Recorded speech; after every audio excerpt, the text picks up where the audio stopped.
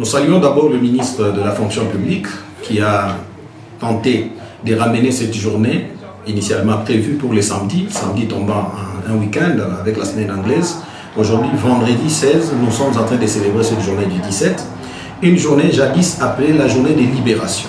Et aujourd'hui, une journée dédiée aux forces armées loyalistes de la République démocratique du Congo. C'est une journée qui marque non seulement la libération du pays, mais qui marque également la réforme dans les valeurs du pays. La chaîne des valeurs du pays qui était en otage pendant 32 ans sous le régime dictatorial du président Mobutu, sous les pseudos de la République du Zaïre. Et c'est en 1997, le 17 mai, que le président soldat du peuple, feu Laurent Désiré Kabila, est arrivé à Kinshasa, après avoir prêté serment à Lubumbashi, pour devenir président de la République démocratique du Congo. J'ai dit que c'est une journée qui nous rappelle la révalorisation du pays parce que on a eu quand même à restaurer les valeurs politiques, les valeurs culturelles et les valeurs économiques de notre pays. Donc c'est une journée très très mémorable. Cette journée devrait être célébrée de l'aube de la mort de Laurent Désiré Kabila, c'est-à-dire le 16 janvier 2001. Cette journée devait être célébrée par des réflexions. Une journée de réflexion pour militer et méditer la lutte héroïque qu'a menée Laurent Désiré Kabila 30 ans plus tard, bien avant 30 ans. Alors, durant 30 ans, Laurent Désiré Kabila qui est parti de Lemera jusqu'à Kinshasa avec des bottes à pied, avec des kadogos, qui a su libérer les pays, non seulement des mains du président Mobutu, mais également des mains de l'impérialisme. Parce que le Congo ou les Zaïre étaient déjà l'hypothèque de l'Occident contre le pouvoir durable du président Mobutu. Et il fallait qu'il y ait un Laurent Désiré Kabila qui vient pour libérer les pays afin de redorer l'image de la vraie démocratie. D'abord instaurée de manière des discours, de manière protocolaire, le 24 avril 1990, mais cette date qui est restée seulement une date historique, la date de la démocratisation du pays, mais sûrement de 90 à 97, le pays marchait dans la même voie. Et donc tout Congolais devrait penser que le Congo restera un et indivisible. C'est à ce titre-là que tout Congolais devait réfléchir et penser à cet homme qui est disparu contre toute attente des Congolais, Laurent Désiré Kabila. Moi je pense que c'est cette journée d'aujourd'hui qui devait donner beaucoup plus de colère à tous les Congolais. Pourquoi? Parce que c'est une journée qui marque la libération, comme je vous ai dit. Et une journée dédiée aux forces armées.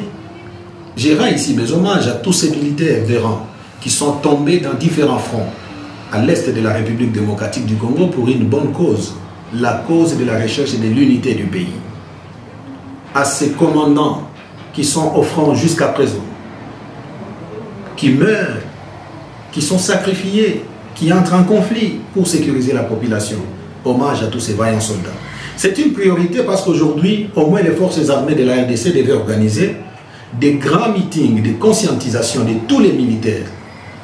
Ça pourrait être une journée de défilé militaire. Ça pourrait être une journée d'équipement. Une journée de démonstration des forces de notre pays. La force est dissuasive.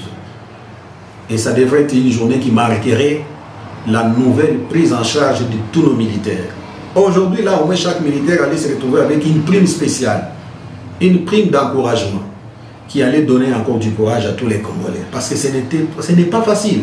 Je vous ai parlé ici, c'est une lutte qui a été menée le 17 mai. Ce n'est pas seulement une lutte politique interne, mais c'était également une victoire diplomatique, une victoire internationale. Et qui a même si troublé tout le monde. Vous ne savez peut-être pas, mais la scène qu'il y a eu avec le secrétaire d'État américain, Madame Madeleine Albright, avec Laurent Désiré Kabila. Laurent Désiré Kabila avait montré réellement qu'il était un vrai libérateur contre l'impérialisme. Et les États-Unis d'Amérique n'avaient pas voulu sous la présidence du président Bill Clinton. Et directement, Laurent Désiré Kabila a été considéré comme une chèvre à abattre.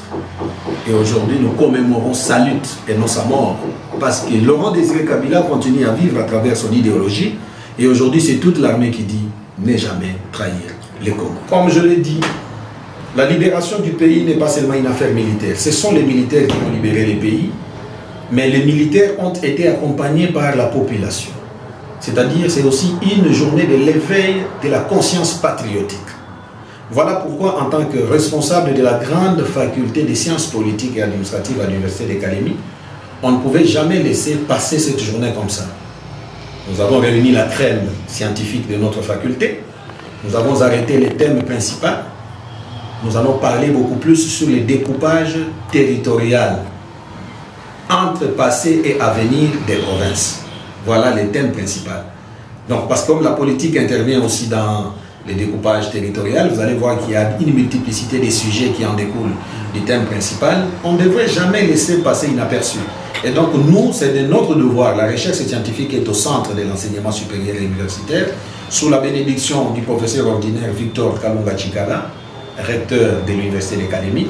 Nous avons pensé à organiser cette grande conférence et nous invitons toute la jeunesse de la province du Tanganyika et de la ville de Calémie de venir participer massivement à cette conférence ce samedi 17 mai 2025 à 9 h à l'Université de Calémie.